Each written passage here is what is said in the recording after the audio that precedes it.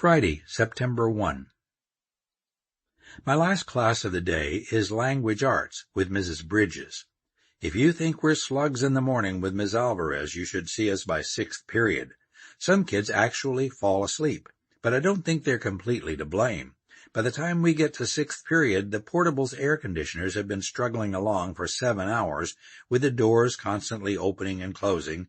We're sweating buckets by then. We're wilting. Even Mrs. Bridges' perm is wilting by then.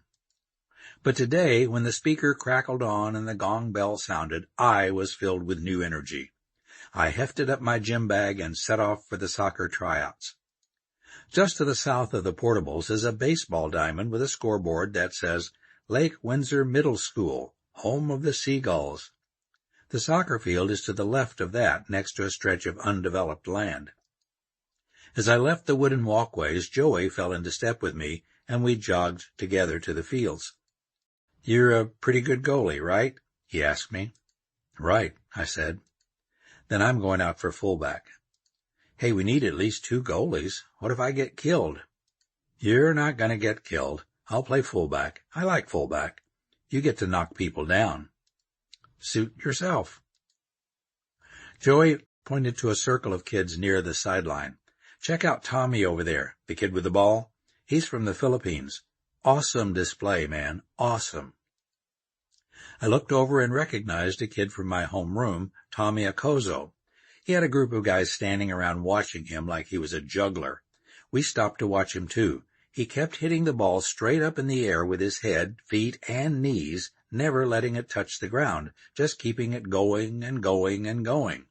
Sometimes he would make it stop dead right on his forehead. It was an awesome display. Not all of these guys were the toe stubbers who I had played with last week. "That's Gino over there," Joey whispered. "Gino DeLuca. He'll be the captain this year, no doubt. He was a co-captain last year, scored 22 goals. I saw a big guy, big for a soccer player, with long curly black hair. He was driving penalty kicks into the net from 12 yards out. I asked Joey, "Where's he from?" "I don't know. New Jersey, I think." Gino kept hammering penalty shots into the upper left corner of the goal, while a tall kid in a gray sweatshirt retrieved the ball and rolled it back. Gino is obviously a major leaguer. He's the kind of guy you have to have on a soccer team in order to win. The guy who wants to take the penalty kicks. The guy who's hungry to score the goals. The head coach is Mr. Walski, an 8th grade teacher. He blew a whistle and we all moved toward him. He looks more like a basketball guy to me, but he coached the soccer team last season, and he knows most of the 7th and 8th graders. He's tall and nearly bald. When he spoke, it was in a raspy voice. "I want to congratulate you guys on making the team." There was a scattering of laughter. For those of you who may not know it, our policy in the Lake Windsor Middle School soccer program is this: everybody makes the team. Everybody practices, and everybody gets a uniform. However, and he paused here for emphasis, that does not mean that everybody is, as we say, on the bus. Everybody cannot, and I must emphasize cannot, go to every away game. We have a small team bus, and we have restrictions due to insurance. We can only take 15 kids to the away games. That's our policy. You're a part of this team from day one, but your part may be to play in practice games only and to dress for the home games only. Does everybody understand?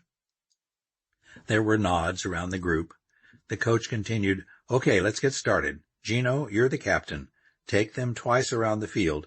Then we're going to break into 6th, 7th, and 8th grade groups and start calisthenics. Let's move out." I ran with Joey and about 30 other guys twice around the field. "That means half of us are dog meat," Joey muttered. "What are you complaining about? You're on the team." 15 kids are on the real team, and 15 kids are dog meat. I was dog meat last year, and it was a drag. I don't want to do that again. Hey, it makes sense to me. Why drive all these extra guys to a game when there's no chance they're going to play? Yeah, that's easy for you to say.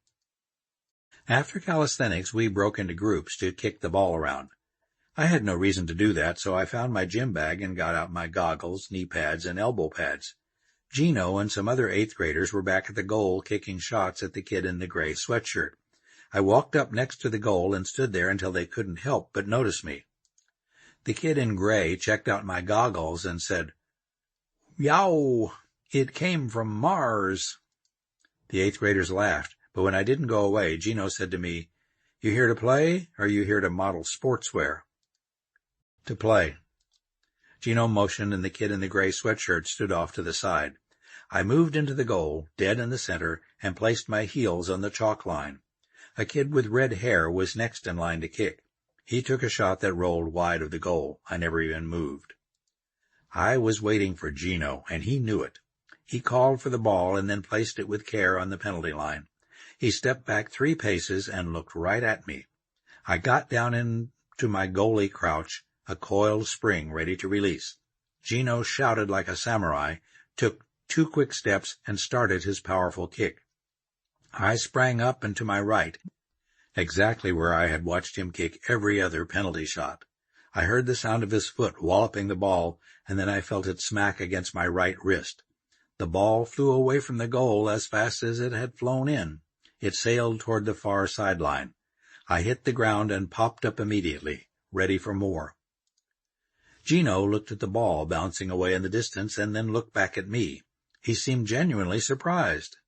"Whoa," he said quietly, and gave me a thumbs-up sign with both hands. The kid in the gray sweatshirt hung around by the goal for another minute. Then he casually walked out and joined the others in the line, waiting for a turn to kick one at me. The coach didn't see any of this, but I knew I had just landed the job. I was now the Lake Windsor Middle School goaltender, first-string goaltender, on-the-bus goaltender. Tuesday, September 5.